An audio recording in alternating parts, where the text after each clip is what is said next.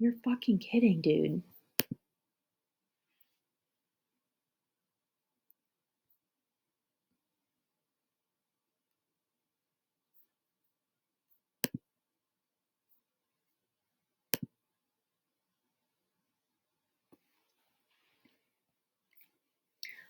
Hello, my name is Katie Caniglio, and I'm going to be doing my presentation on assisted reproductive technology.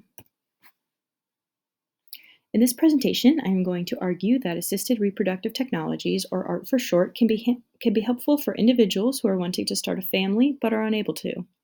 We will examine the benefits and also associated risks with ART. I will also dive into the different types of ART offered and how the entire procedure works, as well as relevant evidence. Finally, we will look at limitations and the risks associated while discussing how the benefits can outweigh the risks. So, the main problem associated with assisted reproductive technology is infertility. Infertility is a global health issue affecting millions of people of reproductive age worldwide. So, what is infertility? Infertility is a disease of the male or female reproductive system defined by failure to achieve pregnancy after 12 months or more of regular, unprotected sexual intercourse. Primary infertility is the inability to have any pregnancy, while secondary infertility is the inability to have a pregnancy after a previously successful conception. Infertility may occur due to male or female factors, a combination of the two, or it can just be unexplainable. Now, what is assisted reproductive technologies? ART includes all fertility treatments in which either eggs or embryos are handled. In generally, ART procedures involve surgically removing eggs from a woman's ovaries, combining them with sperm in the laboratory, and then returning them back into the woman's body or donating them to another woman. As seen in the picture, in vitro fertilization is one of the most common and effective types of ART. All right, moving into the different types of assisted reproductive technologies, these are 5 of the most common, the first one being in vitro fertilization. This involves a doctor extracting eggs and fertilizing them in a special lab. Specialists can combine this with an embryo transfer and transfer the resulting embryos back into the woman's uterus.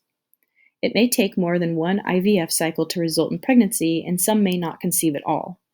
The benefits of IVF are an increased chance of fertilization and pregnancy. Next is an intrafallopian transfer. This is the use of laparoscopy surgery to deliver the gametes directly back into the fallopian tubes.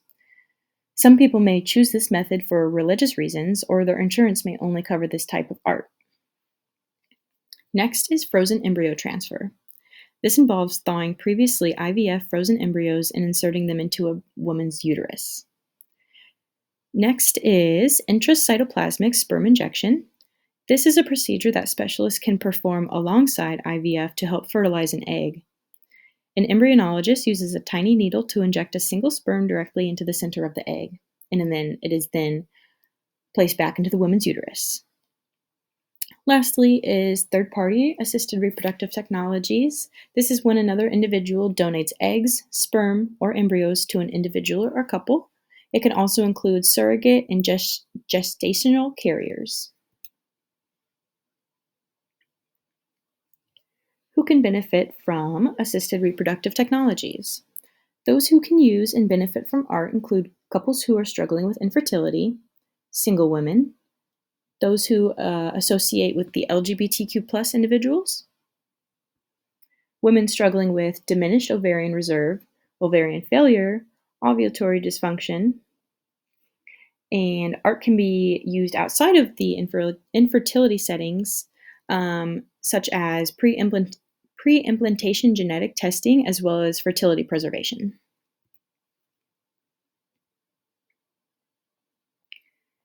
So, when starting the process of starting a family through assisted reproductive technologies, it is very important to take in all of the information that is presented to you. Information is crucial. Important points for consideration include the qualifications and experience of personnel that you are working with, the types of patients being treated by those personnel, support services available, the cost, credibility, convenience, live birth rates per ART cycle started, as well as multiple pregnancy rates. A good resource when examining an ART program is the CDC's ART report. CDC's annual Assisted Reproductive Technology Clinic Success Rates Report is one tool consumers can use to identify clinics offering medical care and other services. Before starting assisted reproductive technology, there are blood tests to verify blood type and screen for conditions, such as ovarian reserve testing. A semen analysis can be done, as well as uterus evaluation, just to check on the health of the patients. And a mock transfer can also be done before the actual procedure. We are now going to examine the process of a typical assisted reproductive technology procedure. Every cycle of ART involves multiple steps, and each occur at a specific time during a 4 to 6 week period. The following is an overview of the IVF procedure. The procedure begins in the month preceding the actual ART cycle. An IVF clinic, the typical IVF process includes medications to grow multiple eggs, retrieval of eggs from the ovary, insemination of eggs with sperm, culture of any resulting fertilized eggs, which are the embryos, placement or transfer of one or more of those embryos back into the uterus, and then finally support of the uterine lining with hormones to permit and sustain the pregnancy.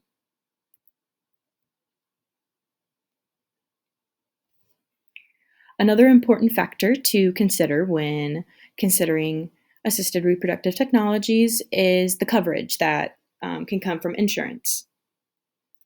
As of today, there are only 15 states that have enacted legislation requiring private insurers to cover some or all of the costs of infertility treatment. The type of coverage varies by state, with only 8 mandating reimbursement for ART.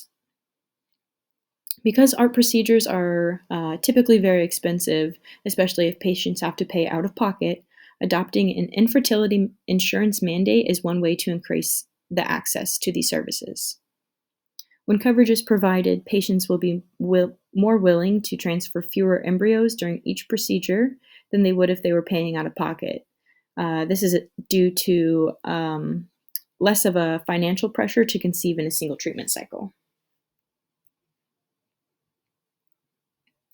Now, to examine the evidence presented, the CDC regularly collects our clinical outcome data from hundreds of fertility clinics across the United States and makes it publicly available. Based on the CDC's 2019 Fertility Clinic Success Rates Report, there were 330,773 ART cycles performed at 448 reporting clinics in the U.S. during 2019. This resulted in 77,998 live births, meaning deliveries of one or more living infants, and 83,946 live-born infants. Of the 330,773 ART cycles performed in 2019, 121,086 were egg or embryo banking cycles in which all resulting eggs or embryos were frozen for future use. Although the use of ART is still relatively rare as compared to the potential demand, its use has more than doubled over the past decade. Approximately 2% of all infants born in the United States every year are conceived using assisted reproductive technologies. Here is a clip from the CDC's 2019 report. Now moving on to the benefits of ART. One of the major ones is that you control the timeline. The realities of career building and unique life situations mean that there may only be a narrow window of time in which to focus on growing your family. In these cases, eggs or embryos can be cryopreserved until the moment is right. Next, there's an improved chance of having a healthy baby. Hopeful parents have the option of having pre-implantation genetic testing performed on the embryo before it is transferred into the woman's uterus. This is to detect any genetic disorders that may come with the procedure. Next is a lower risk of miscarriage. One common cause of miscarriage is due to a genetic abnormality that the body senses. Pre-implantation genetic testing can be used with adjunct to ART to determine how genetically viable an embryo is ahead of time. Next is the use of donated eggs or sperm. This is a much less wasteful option for starting a family. You can use the donated eggs over time that get built up, as there is a limited space for frozen cryopreserved eggs. Lastly, improved chances of conception. Because ART are highly controlled processes that involve selecting and using the most viable eggs, treatment can dramatically increase a woman's chance of becoming pregnant beyond her 20s. So now that we have looked at the benefits, it is useful to look at the limitations as well.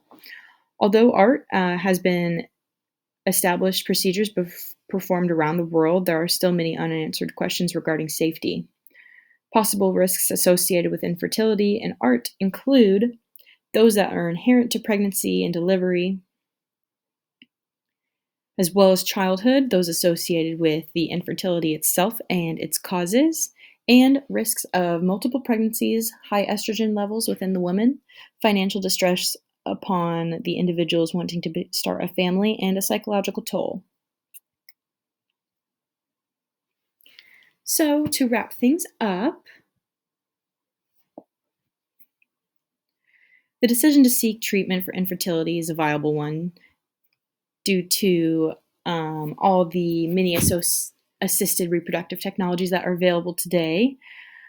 Specialists will suggest ART based on each individual patient or couple and their preferences, as well as the type of infertility they struggle with, while also weighing the risks, benefits, and costs associated with each type. The opportunities for ART have opened doors for anybody who cannot to start a family. With patience, positive attitudes, and appropriate treatment, infertile individuals and those unable to start a family will be able to experience the joys of parenthood. Thank you.